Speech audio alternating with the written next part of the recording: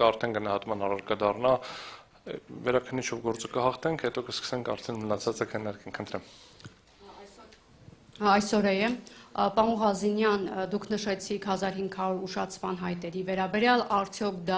նոր սպառող բաժանորդների մասին է, այս մասով տեղեկություններին է խոսքը դրանց է վերաբերվում եւ ինչով է պայմանավորված, եւ դուք էլ նշեցիք, որ հետցում մեկնարկել է նոր սպառող բաժանորդների վերաբերյալ վճարների 30-ից 40%-ով նվազեցման հարցը, ընդգծեցիք, որ դա ձեզ է դարձյալ ուղում, սրա վերաբերյալ ինչ կասեք, արդյոք այս իջեցումները արդյոք իրականությանը համապատասխանում է թե ոչ, եւ Նիկոլ Փաշինյանը ասել էր, որ գործընթացի ավարտի նկատի ունենալով հեծի պետականացմանը երկու սցենարով են առաջնորդվելու, կամ պետությունը կկառավարի հեծը, կամ էլ հավատարմագրային կառավարման կհանձնեն, ինչ է կարծում ի վերջո, որ տարբերակին իշխանությունը կանգառնի։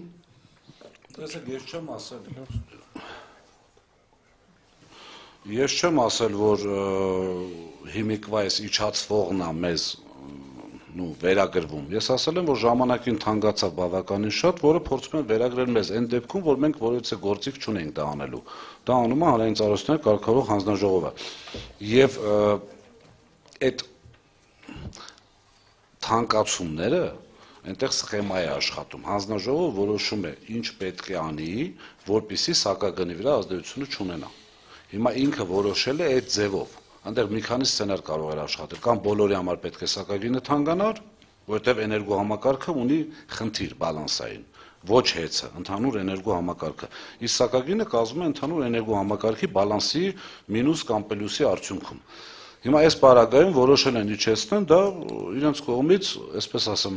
ընտրակաշառքի մի ձև է, ինչպես նաև թոշակներ, ինչպես նաև այլ բաները, որոնք կատարվում են։ Հիմա մեր նկատմամբ ռեպրեսիաներ են կատարվում, մարդկանց տանում են անհասկանալի ձևերով, ինչ որ ցուցմունքներ են փորձում կորզել, այլ պարագայում օրինական, չգիտեմ, թոշակներ են բարձրացնում, բնականաբար այսպես ասեմ, ընտրությունից մի քանի ամիս առաջ։ Երկրորդը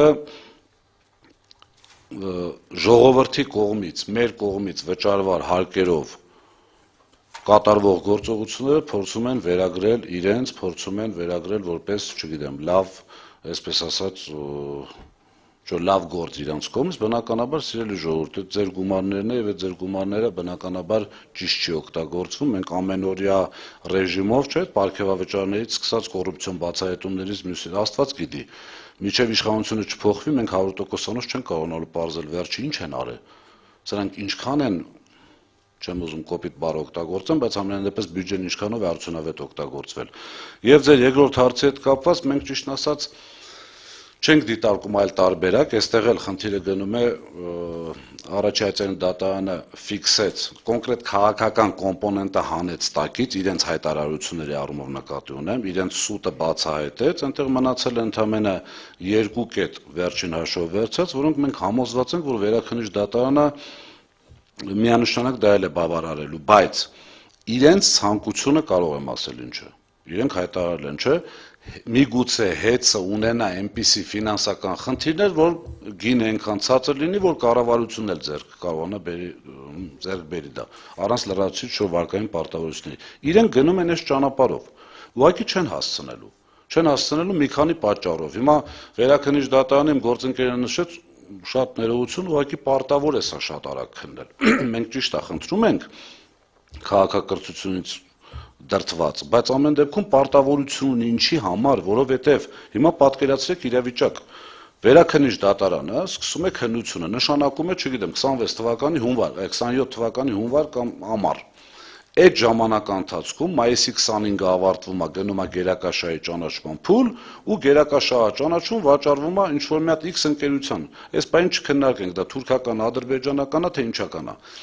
Այդ պարագայում վերաքննիչ դատարանի որոշումը դրական մեր օգտին ինչ է լինելու։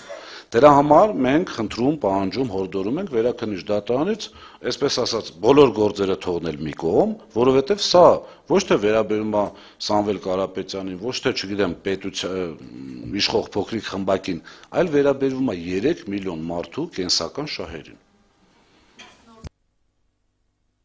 Նոր բաժանորդների ուշացումները նորից եմ կրկնում, կարող մի քիչ էս կողմ են կողմն, իմ ինֆորմացիայով 1500-ը իրենց ապիկար ղեկավարմամբ։ Այսօր կորուստները իմ ինֆորմացիայով բավականին աճել են։ Իսկ կորուստի աճը անմիջական կապ ունի սակագնի հետ։ Կորուստների աճը փորձում են, նայեք, կորուստների աճը ինչ են ասում են դուք վատ եք աշխատել, հավելագրումներ եք արել, որ մենք եկել ենք մաքուր ենք աշխատում, սա իրականն է, սա կորուստը չի աճել։ Չեն կարողանում բերեն հիմնավորում, դատարանն էլ արդեն իր որոշումով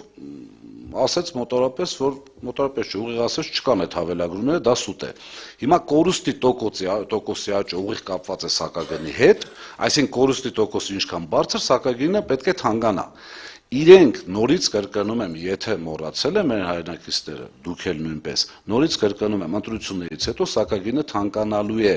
որովհետև այստեղ ծուղակներ են տակը դրած։ Պրիտոմ անցած անգամ, երբ որ ես հատարել եմ, կորուստի թիվը դրա մեջ չէր։ Ես ընդամենը այսքանի անգամ արդեն ասում եմ, ատոմակայանին այլ ֆինանսական եկամուտ 12 միլիարդ դրամ որտեղից եք դրել, որտեղից է ունենալու այդ 12 միլիարդը։ Իմ համոզմամբ 12 միլիարդը դրել են այդտեղ, բնականաբար ինչ որ այլ տարբերակներով, որպեսզի սակագինը չթանկանա, այսինքն նախընտրական տարի է։ Ինչ վերաբերում է նորից հետ գանք նոր միացման բաժանորդին, բնականաբար իրենց ապիկարությամբ չեն կարողանում, իրենք անգամ վախենում են անջատումներ կատարեն պլանային, իսկ պլանային անջատումները կատարում է հիմնավերանորոգման, վերանորոգման եւ ընդհանրապես բոլոր դեպքերում պլանային նախորոք հայտարարված։ Հիմա իրանք դա չեն անում, որովհետեւ իրանք վթարների քանակը շատ է, եթե մի հատ էլ պլանայինները անեն, ընդհանրապես այդ աճը կլինի մեր հետ համեմատած։ Ես մի